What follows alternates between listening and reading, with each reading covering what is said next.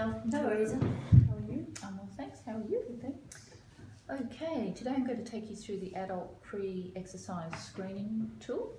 Okay, the purpose of this is to gather as much medical information we can about yourself, and that will help us determine whether you have any contraindications to any form of exercise.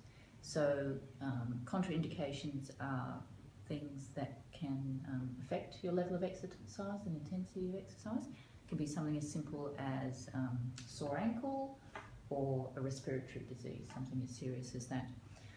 It also helps us determine whether or not we need to refer you to a medical practitioner to get any medical clearance before you undertake an exercise program.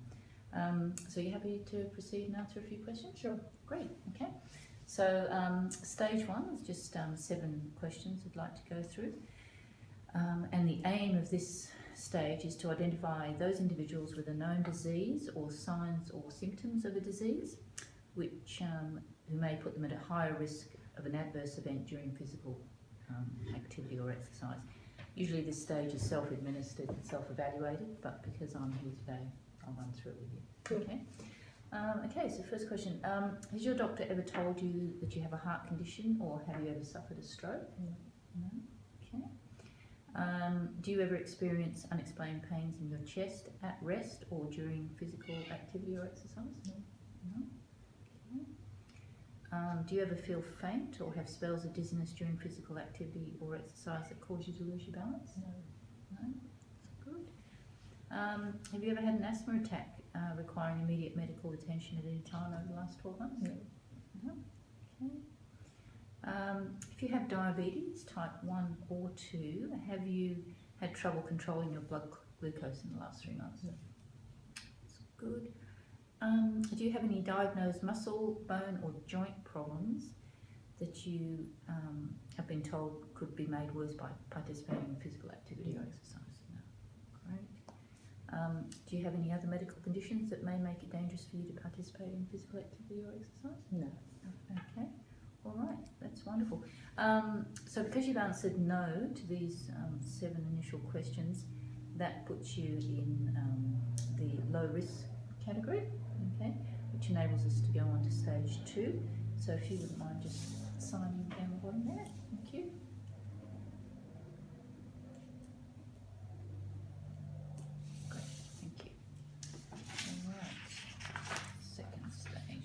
The aim of this stage is to identify those individuals with risk factors or other conditions to assist with appropriate exercise prescription.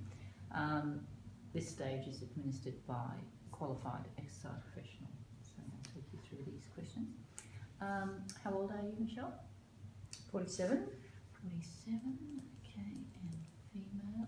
Okay, so that's a good start.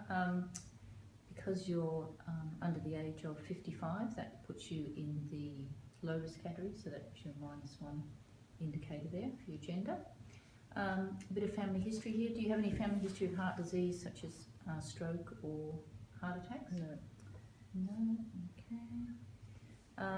Do you smoke cigarettes on a daily or weekly basis? No, okay. All right, this is just to describe your current physical activity levels. Would you say that you're a sedentary person, or you undertake light, moderate or vigorous exercise?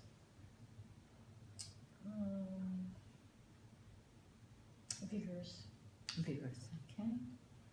And how often per week would you do that? 6 days a week. 6 days, wow, that's pretty high. And for how long each time? 60 minutes. 60 minutes, okay, an hour. That's very good. Okay, well that adds up to a total of 360 minutes a week, which is well above the recommended average of 150 minutes a week. So again, that gives you a very good ranking of -1 in that risk category as well. Okay, a few more questions. Your height? 170 centimetres. 170. Your weight? 60 kilos. 60 kilos.